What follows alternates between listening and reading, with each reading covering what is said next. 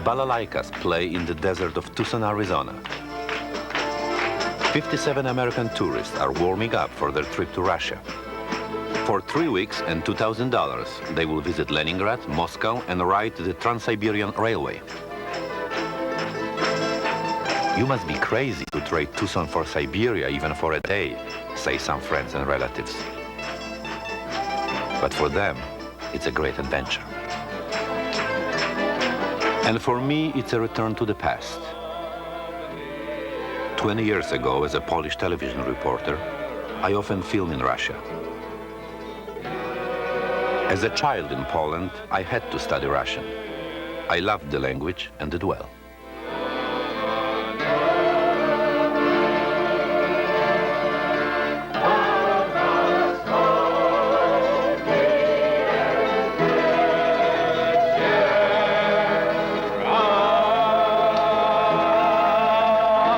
This is Del Phillips, our tour leader. A professor of Russian at the University of Arizona in Tucson. Now we're going to divide this country up a little bit. He's been taking Americans to the Soviet Union for 10 years. Where's our cutter? Immediately. Some activities perfectly legal in this country may put you in trouble there, warns the tourist manual. For example, it is forbidden to bring any letters and notes addressed to Soviet citizens. One Bible per person, please. Right there. For the art books with nudes, use your judgment. If it would shock your great-grandmother, don't take it to Russia. Belarus, well, it's up here somewhere, isn't it? Minsk. All right, Minsk. Here's a small piece of Siberia. Oh, this is my piece here. Right? Our film crew arrives in Russia a day ahead of the tourists. We are in Leningrad, the second largest city after Moscow. According to our arrangement with the Soviet television, we are permitted to film the Americans, and only the Americans. All filming must be supervised by the Soviet television representative. His name, we are told, is Valentin. The Arizonans are here. We wanted to film their arrival at the airport, but were stopped by Valentin. No pictures at the border. And anyway, Del and another tourist have had some problems. What happened to Del is that the professor from Oklahoma has some literature and some new clothes, and he is held, he is detained, and Del had to remain with him. I asked Lena, our chaperone from Intourist, the state agency in charge of tourism, about Del, and she is confident that Del will soon be here. I know that Soviet customs does not arrest tourists. At worst, they detain your extra pair of jeans or your anti-Soviet Time magazine. Let's speak English. Oh, yes, let's speak English, definitely. We can speak English. How did you learn your English, tell me? At the University of Leningrad, and from you also, every day. Did you live ever abroad? No, I went there on business, escorting Russian tourists and interpreting from Russia, all countries, European, almost all of them. English-speaking countries and Italy and France, so we have quite a practice really, interpreting outside for our Russian tourists. This is Valentin, you know her, right? Yes, oh yes, definitely, yes. In the upper left-hand corner of the frame, Valentin begins his watch. You know, you will not be disappointed because this is most typical weather we have in Leningrad. And again, I repeat, you will not be blaming us that we were misinforming you, yes? This Winter Palace was the last bastion of the provisional government. Lena takes us first to the site of the revolution. It began 68 years ago when Lenin's revolutionaries stormed the Tsar's Winter Palace. The events were directed by Lenin and his party members. May I ask if you are a member? Yes, I am, yes. She explains that to become a party member in the Soviet Union is a great privilege, and that she became a member as a result of her outstanding work as a tour guide. Always late. Do you have an unemployment rate, or is everyone considered Unemployment employed? we don't have. This is something we can be proud of, really. We have a different problem, the shortage of manpower. And now look around. We have very good system of public transport. It's really so, trams, buses, trolley buses, metro. So you don't need your car for everyday life. Our tourists seem to be looking for more. If I had to say one thing, I would say that what I find different from life here as it is in the United States is there's no spark. There is absolutely no joie de vivre. There's no zest. Everybody seems to go about their job in a perfunctory, dour, day-to-day life. There's no inclination to excel that I can see. Kazan Cathedral now is a very interesting museum, and I bet you've never heard of such museum beforehand. Museum of Atheism and the History of Religions. Did you say that there were never any services, regular mass services? No. The held last here? regular service here took place in 1924. So since 1924, this is a museum. It is not a church anymore, and I'll tell you why. Because again, look, from artistic viewpoint, it goes without saying, look, how valuable and beautiful is this cathedral, yes? And the church refused to finance the restoration, keep it up. Exactly, and that's why it was nationalized and turned into a museum. If you're brought up with any kind of culture or education, you've been to many a museum, you've been to palaces, you've been to other countries. You don't have to really come to Russia for this. You come to Russia to see all the things you've heard about back home. In the background now, is he seeing me now? We decide to escape from the tour, which of course means an escape from Valentin. I want a big closet of him, a big closet. Along with 3 others from the group, we go looking for rations. Давайте. Мы можем говорить по-русски. Мы искаем счастливых русских людей. Вы счастливы? Да? Well, I'm saying that we are looking for the happy ration. А что вам сказать? What's your name in English? My name is Dima. My name is Misha. How old are you? What? Сколько вам? In English. 18. And you? 17. 17. Вам не кажется? Don't you think there is a lack of freedom in your country? I asked them. Полнейшая свобода. What are you talking about? We have plenty of freedom. Через 10 лет, как вы видите себя? How do you see yourself in 10 years? As a member of the Communist Party? Коммунистической партии? Да. Yes, says one. We'll see, says the other. They will be the member of the Communist Party, probably, right? Ask them if most teenagers desire to belong to the Communist Party. Но если, так сказать, возьмите 10 человек в возрасте 18 лет, сколько... If you take 10 people your age, how many of them want to become party members? 7? 8, I ask. All 10, they answer. They say that so-called dissident means absolutely nothing, that it's such a insignificant part of the society. The dissidents? The dissidents. Oh. How do Americans live, they ask us.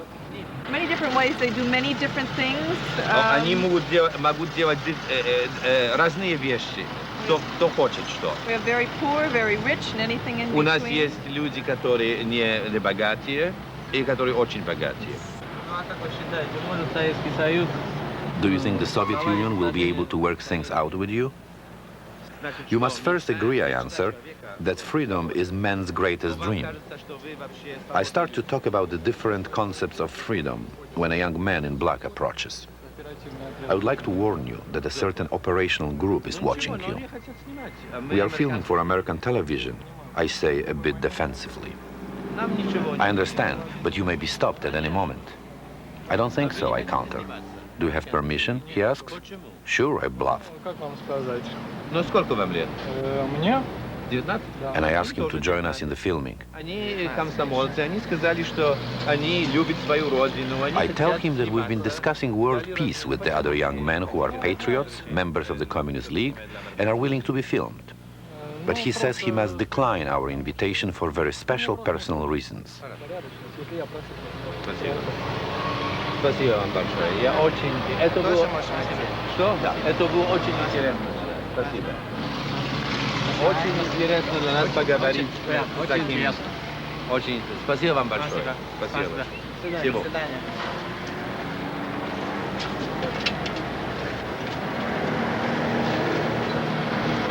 Let's see if they're going to call the police now.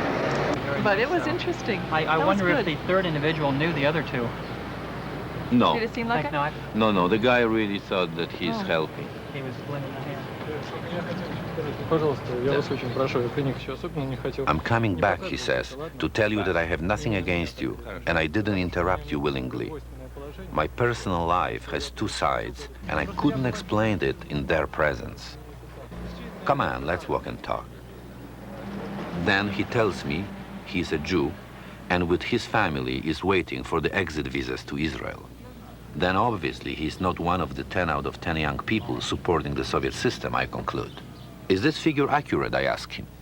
Pretty much, maybe 8 or 9, not 10. But so what, he answers. Then he drops a bomb. The certain operational group watching me is actually him. In order to keep his student status and avoid the 3-year draft, he has joined the voluntary police patrol, which follows foreigners. In such a lovely company, this can be only one toast. Peace to you, sunshine to you, smiles to you, and we should live in peace. So good luck to you. Thank you so much for coming here. Cheers. Cheers. He cannot stand. In front of our hotel, completely isolated from city life, to meet a Russian requires luck. You speak Russian? I mean English. Can we talk? Yeah, of course. I don't mind. At least. I don't know what to talk about. Well, we talk about the Soviet society. How happy are the Russians? We don't know. We're looking for smiling Soviet people, and here we have one. No, it's not the first one. No, but if I... But why do you smile? Because we Americans tend to think that the life is so bad that you should... When we take the picture of you, you're always like that, and we say, smile, smile, cheese. No. Well, I'm sure I think it's misunderstanding. It's misunderstood. I was smiling just because I saw your face, I saw that you are not the ordinary. Smiling on, right, naturally, right. Because my own opinion, we are the same people as you, you know. No, we do. We are the same people. But why, when I want to go to the Russian home and apartment, everybody tells me it's impossible? Because you are welcome. You are to your home? Yeah. Well, let's go now. Okay. Let's go. What we learn on the way is that his name is Sasha, that he is 25, single, and he's a floral designer who arranges flowers for state institutions and sometimes for movie sets at the Leningrad Film Studio. That's another case of the little capital. He comes from an educated family well-rooted in Leningrad's intelligentsia. To be a member of that circle, one risks being automatically perceived as unfriendly to the government. Double economy. He spent 7 years teaching himself English at home.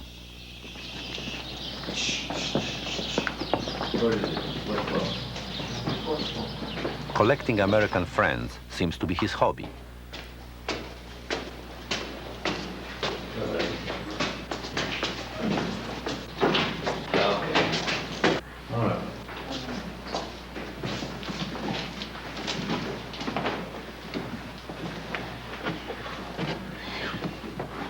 A collage of Western postcards decorates a wall of his one-room apartment.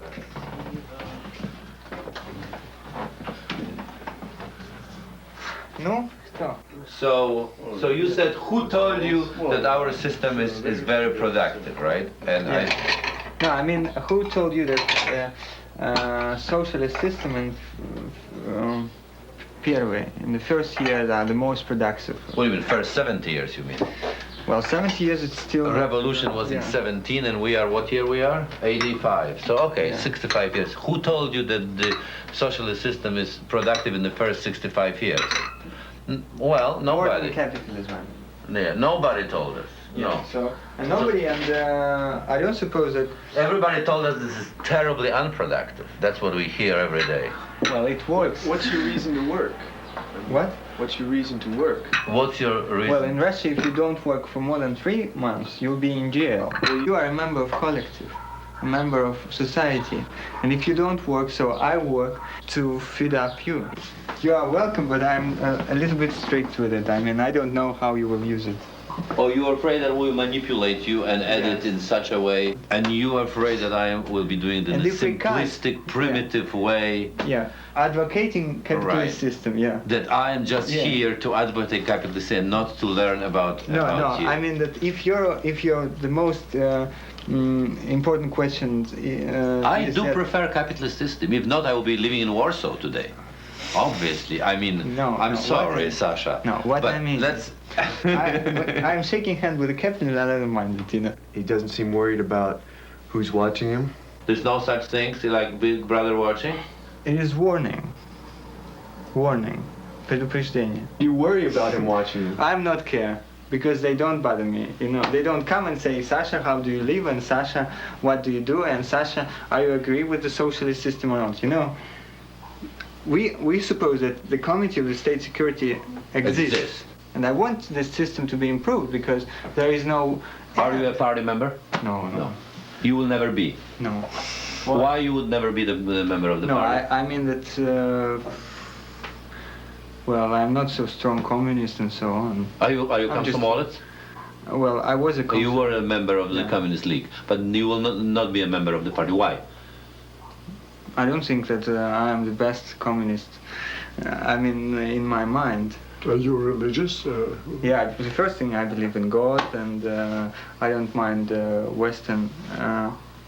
No, for example, you are talking to me, you are making a film. I don't mind it. The thing is that for flower design, right? The town, for example, I work a lot for the town. Town needs money, and sometimes they say we have no money. Right. And I have a question for the United States: why we have no money? Because we spend a lot of money for military. No, how does it call it? Arms. For arms race, and I don't suppose that it's really needable. And you spend too much money for arms race. So you have an official request to us. Yes. Don't spend money on arms, yes. so we don't have to spend money, so I'll have more money for flowers. You steal money from me with all your arms race. Right.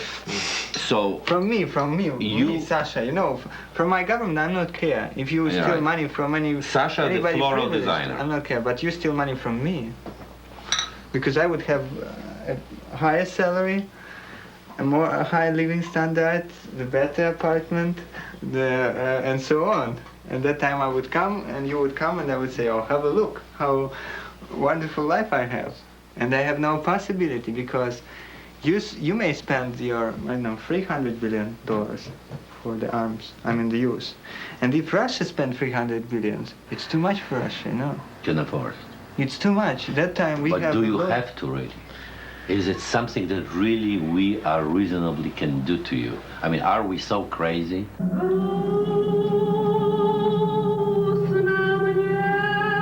Sasha owns the latest Western stereo system and hundreds of American records, presents from his friends. Is it good? We like it very much. But with tea from a samovar, Russian music goes best. You're a guest, not me.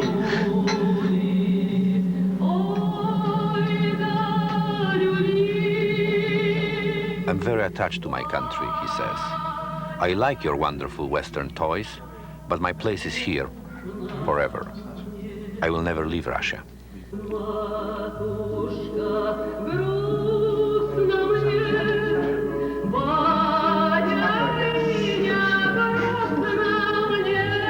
Make another one, Sasha.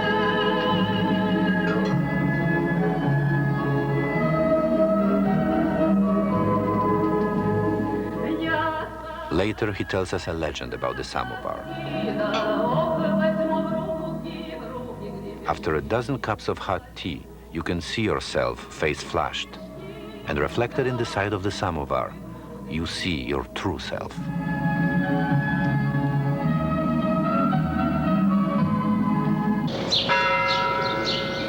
Next morning, Valentin gets up to discover that we are not in the hotel. We are in church with Sasha.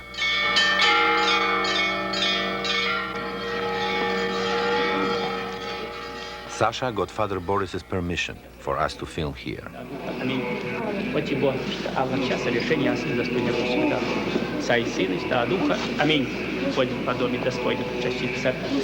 My name is Anna Alexandrovna, says the woman during confession. I haven't been feeling well lately. Read the Holy Bible. That will heal you, says the priest. In 2 or 3 days, you will feel better.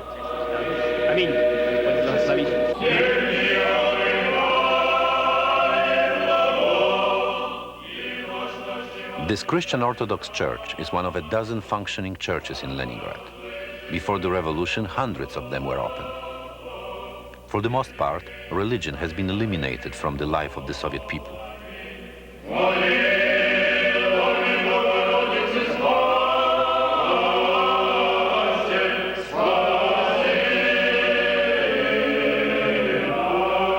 The modern state can only bring you happiness, goes the communist ideology, through scientific solutions. The secular society, free from superstitions, will help your spirit grow. Religion is the poor man's drug handed out by the wealthy church, continues the argument. Why is Father Boris so eager to let us film? I ask Sasha, one of few young parishioners here. He's a state employee, Sasha answers, and he knows that the state expects him to show foreigners that there is freedom of religion here. Did you see Father Boris's white limousine? He's a very wealthy and powerful man, Sasha adds. I have a story for you about religion, Sasha says as we observe the crowd. In 1917, Lenin spoke to a young revolutionary woman. "Look at that old woman going to church," Lenin said. "She must be 60 or 70. Soon she will die, and her religion will die with her." Obviously, he was wrong, comments Sasha. The young woman with Lenin 68 years ago is the old woman in church today.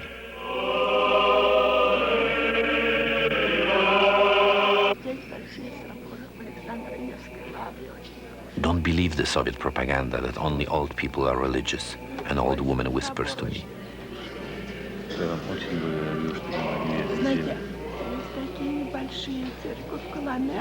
And she gives me directions to small churches where young people free from fear of exposure regularly attend. God's word is very alive in this country and is spreading. Thank you for coming, she says, as her eyes fill with tears.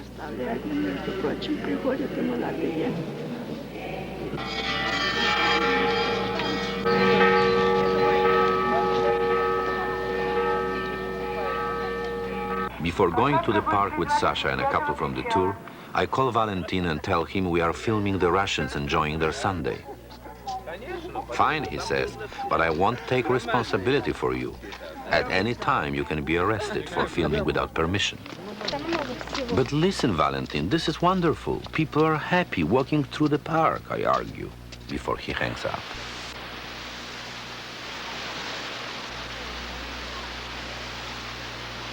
"On Sundays we are free," says Sasha. "We forget the bureaucrats and use the summer place of Peter the Great as our own."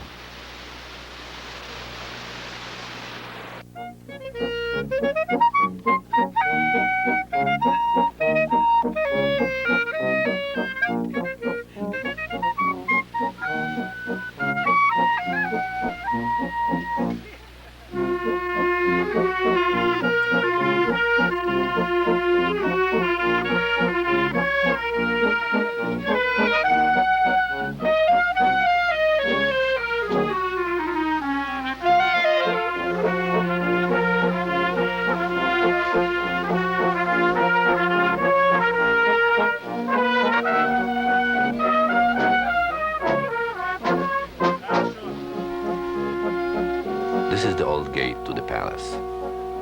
The main door of the gate is always locked, allowing only a narrow opening for people to pass through. As a result, the gate will probably be broken soon. But since the gate is owned by the state, and the state knows best, people do not question the decision of having the gates half closed. They wait patiently to squeeze through the narrow opening.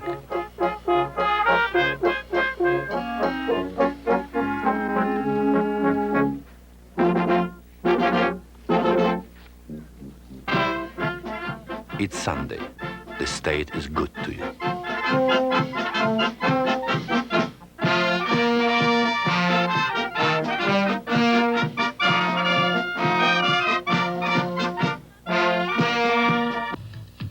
Leningrad by night with Sasha as guide. You must experience Leningrad's white nights, when darkness lasts only 3 hours, he insists. "What's your favorite American music?" I ask Sasha. "The group Talking Heads," he answers. "Too bad the words are too hard to understand." It is 3 a.m. and Leningrad's nightlife is non-existent despite Sasha's promises. Even here, in the city's main post, telephone and telegraph office. During the day, people wait in lines to make long-distance calls. Sasha likes to come here in the middle of the night to talk to strangers and insomniacs. But no one is around. Only now I realize we are filming a place which is off limits in every tourist manual, telecommunications facilities. For the Soviets, they are as important as railroads, industrial plants, and border installations. I'm anxious to leave. I begin to wonder whether to ask Sasha the nagging question. Why is he so fearless? Does he feel protected? Do they know about us? I don't ask. I like him. And I don't want to know what price he pays to buy his small freedom to make friends with foreigners.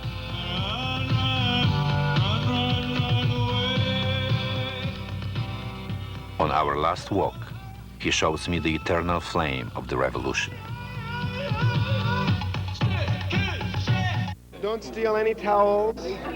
Take nothing with you. You have to pay. The Leningrad part of the tour is over. The night train, the Red Arrow, will take us to Moscow. Did you adjust the microphone in the wall? You didn't touch it. You didn't touch it.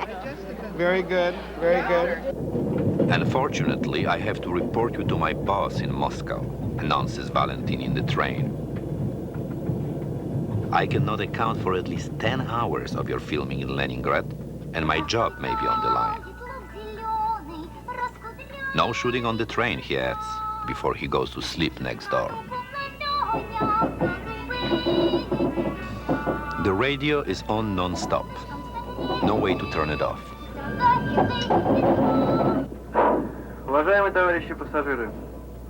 Distinguished comrade travelers, announces the conductor.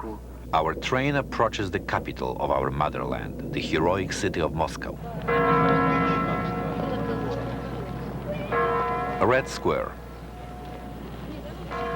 Going in circles among countless look-alike buses, Valentin and I try to find Tanya, the photogenic guide chosen by In-Tourist for the film.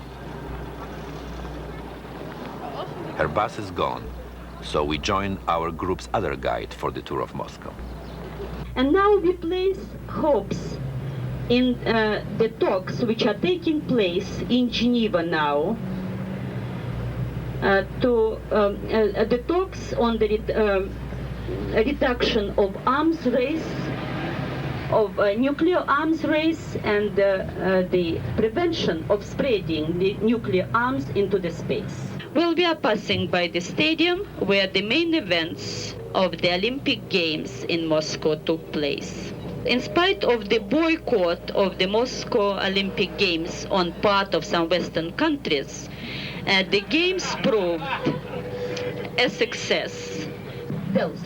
Del, are you paying attention? The guide asks. Sorry, says Del, but they're making me laugh. The city was founded in 1147. Finally, we reach Tanya, the super guide.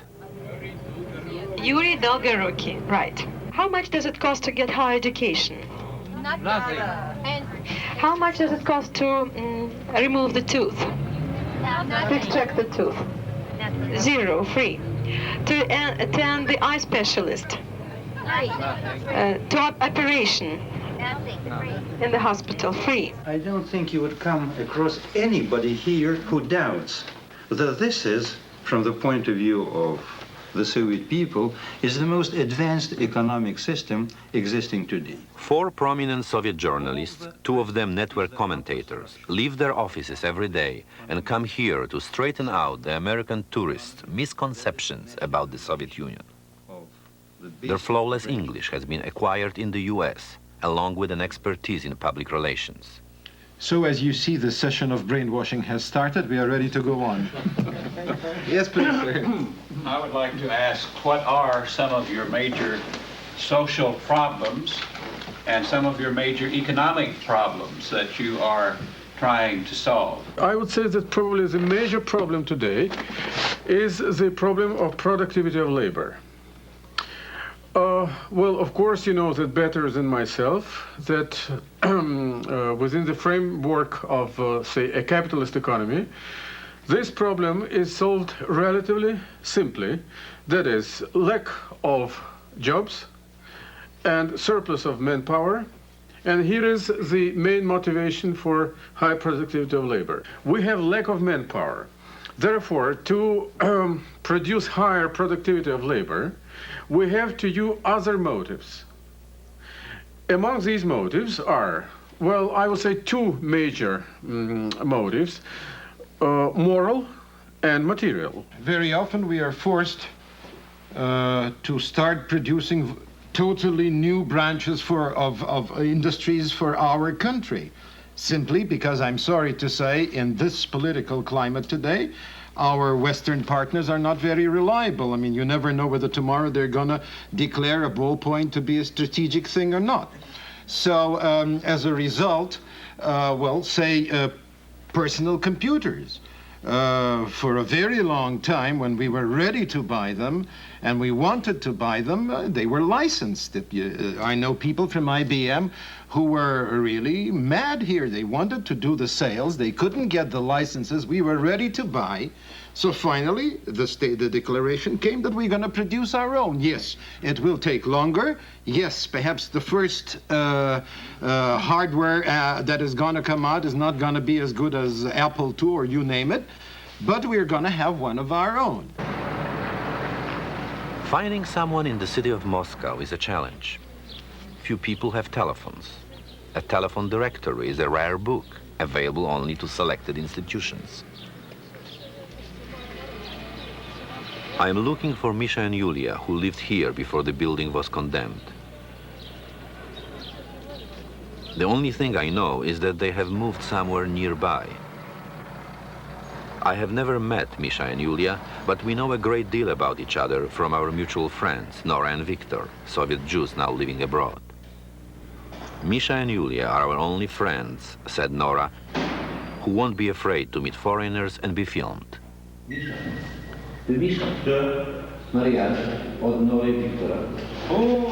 Misha is a medical student. Yulia graduated from the Institute of Foreign Languages as an English teacher.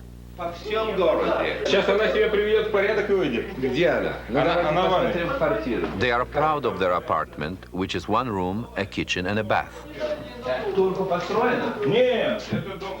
Until recently, they lived in an apartment where the bath was shared by 5 families. The new place, as well as the old one, is provided by the state at a minimal cost. We got a good deal, says Misha, because my father is a World War II hero. Ой, меня не надо снимать, я еще не привела себя в порядок. Ну, очень в порядке. Совсем абсолютно. Ну, давайте мы посмотрим в этом, как хорошо, очень приятно. We discussed the Soviet economy.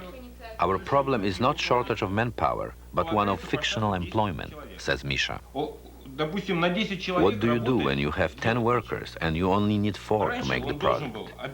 Gorbachev now says that 6 can be fired, except that nobody knows what to do with those 6. Unemployment, we say, only belongs to capitalism. Вот он все говорит правильно, в основном критика. Yulia likes the way Gorbachev criticizes the dilapidated economy and the fact that he is a young leader.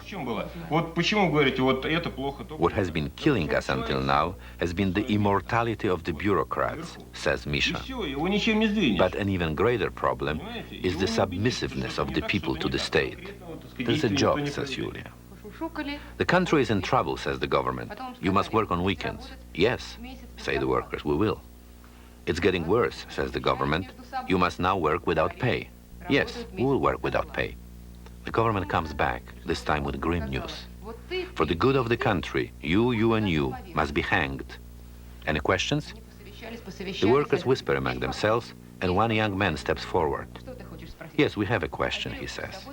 Should we bring our own rope?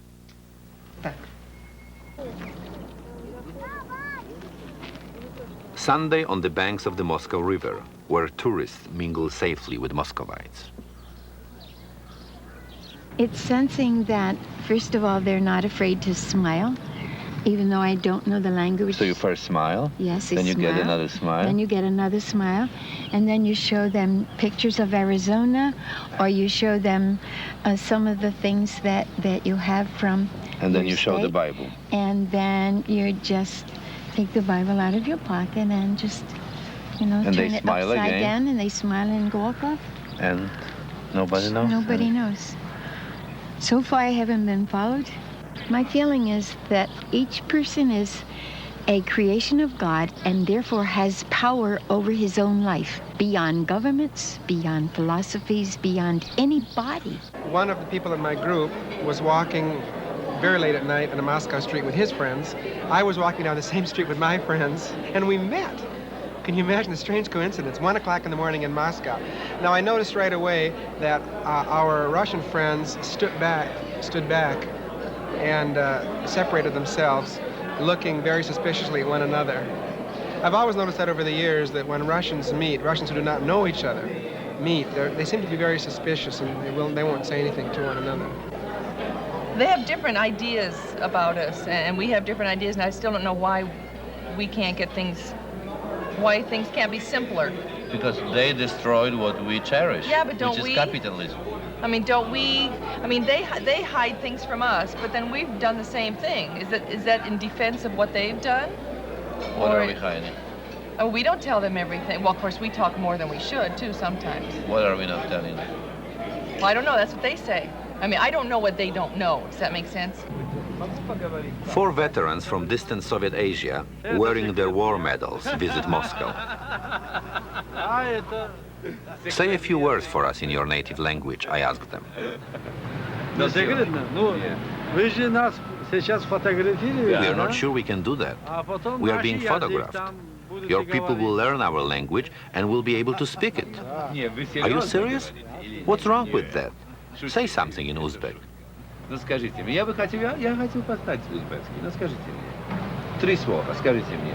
Спросите меня узбекский немножко. Ага, siz kimsiz? Вы кто такой? Who are you? Maryan. He finally says in Uzbek. А вы скажите, siz kimsiz? Siz kimsiz? Man Davronov. Man Davronov. Вот. Я Davronov. Siz kimsiz? Как Вы вас- кто такой? Как фамилия? Что ему сказать? What is your message to our American president? I ask him. Мы от имени всех Tell him, советских in the name of the entire Не Soviet люблю people, we don't like him его политики. or his politics. Пусть будет мир.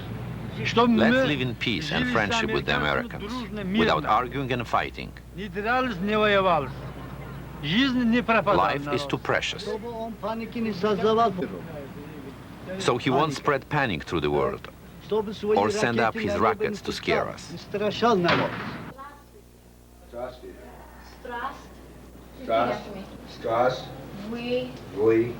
This is Don, a forklift operator from Seattle.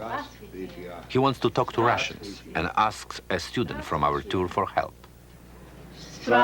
They start with the word hello. Здравствуйте.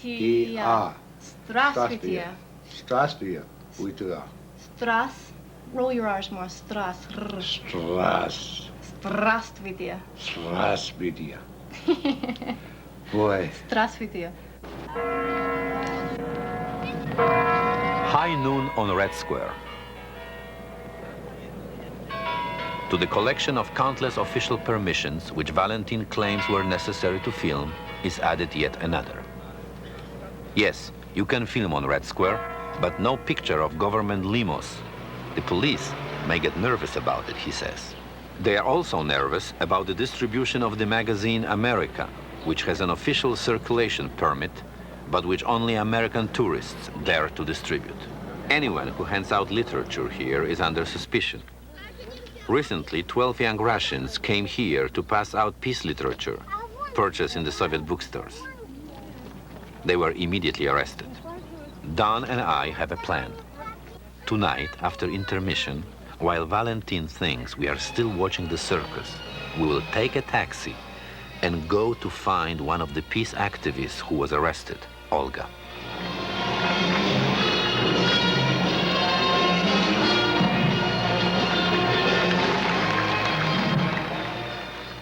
It was our own initiative.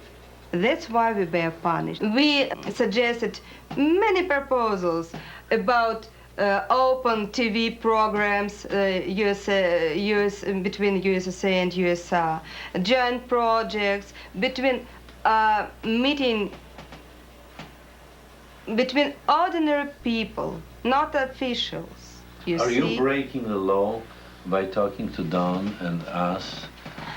Is it a law that requires that you report your contact with foreigners? No, but it's a country which lives not by written law, but by unwritten behavior. And I break this unwritten behavior. Rule. Yeah, very often, because by law, by our constitution, it's our duty to struggle for peace. What language you gonna talk? Well, I gotta speak American. In our hotel restaurant. Определенный вопрос.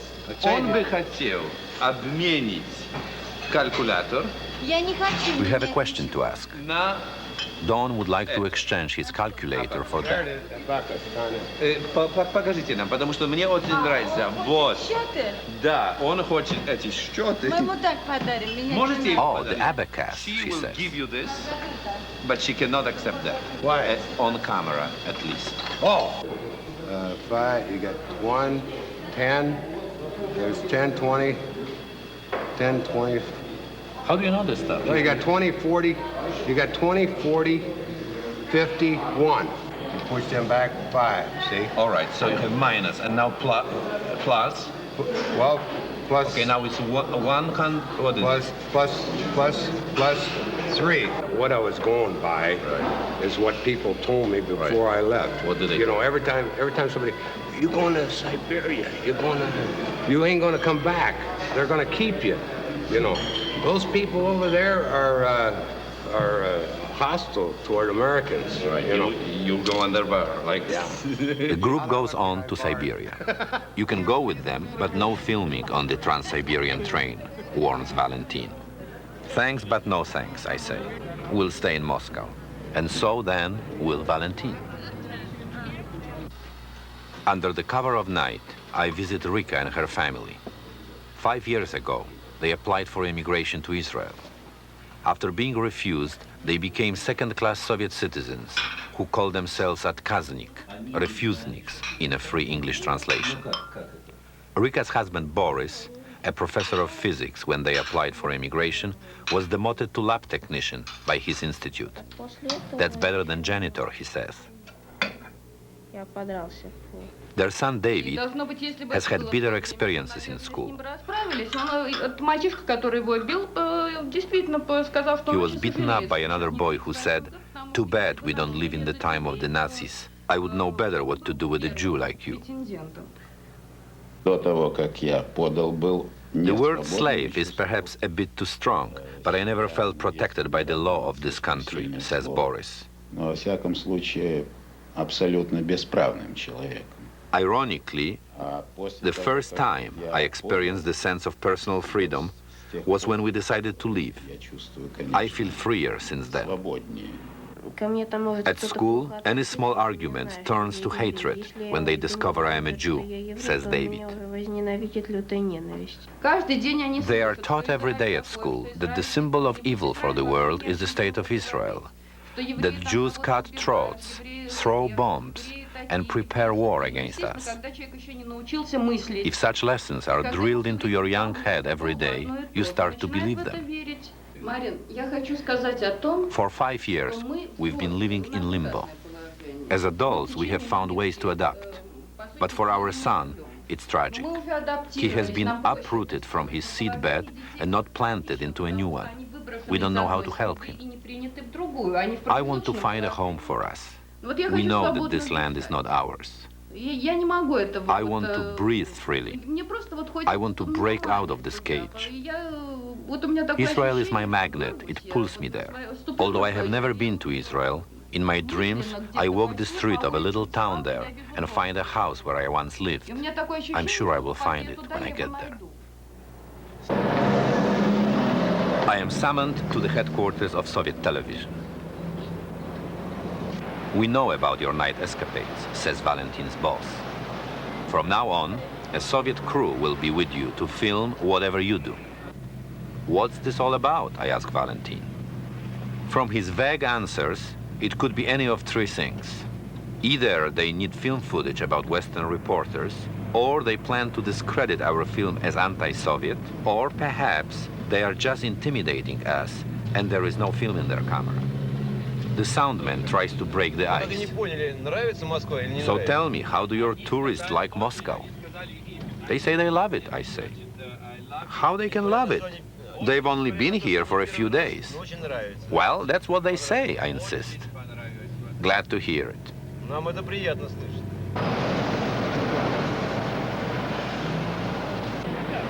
Fortunately, everything important to us has been shot already. But now, as the star of their show, I try to make their job meaningful. I start by asking Valentin for a coin to call the American embassy. I don't get through. The question of whether there really is film in their camera arises when Gennady, the cameraman, uses an innovative technique of shooting while smoking a cigarette. When I notice people selling sausages on the street, I know we are headed for trouble.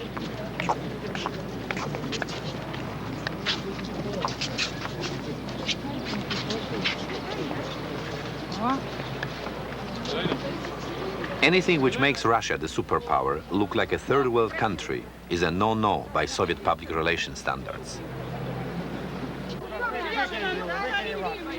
But as we are under Valentin's protected wings, we venture forward. Why are you photographing us? The saleswoman asked. It's for American television. It isn't black market, is it? I asked. Aren't you authorized by the state? I don't see any problem, says another woman. Ladies, check your hairdo and smile for the camera, which is operated by Gennady, who by that time is eating ice cream. You keep filming and we stop selling, threatens another sales lady. No, we want sausages, protests the crowd. What are you worried about? If it's a state-run business, I try to appease them. Don't you think in your country there are things that don't work, enters another lady. Sure, but we also sell things on the street like you do, I answer. But it doesn't look hygienic, she argues, and I don't see why you want to publicize it. A policeman arrives. Who are you, he asks. American television, I answer, but he's doubtful.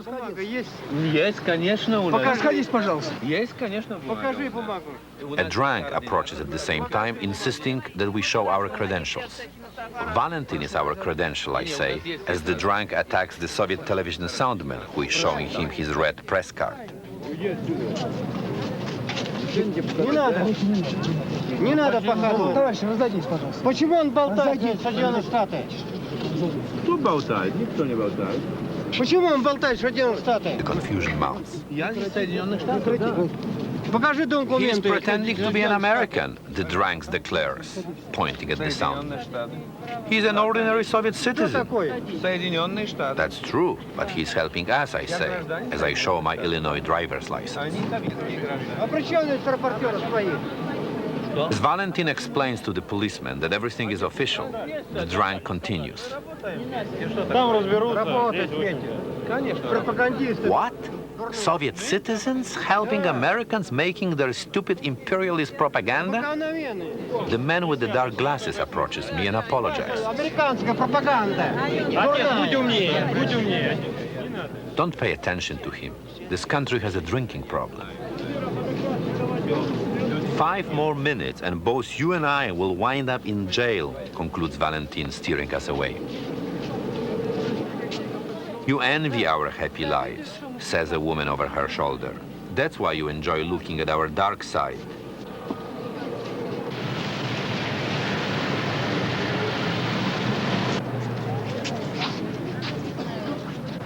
My last hours in Moscow. Boris, the physics professor, demoted to lab assistant for his wish to leave Mother Russia, says goodbye. Boris returns to his internal exile. His story is in my hotel room, in a few cans of film. It's the story of those in Russia who can neither love it nor live it. Valentin and his crew escort us to the airport, which is another place off limits for filming, but not for them. Valentin knows that upon our arrival at customs, 5 KGB agents will screen our luggage, and his cameraman will film them holding our suspicious film cans in their hands. During this stage event, Valentin will pretend to be as surprised as we are. I will refuse to answer questions about the content of the film cans, reminding the agents that their government agreed in Helsinki to a free exchange of news.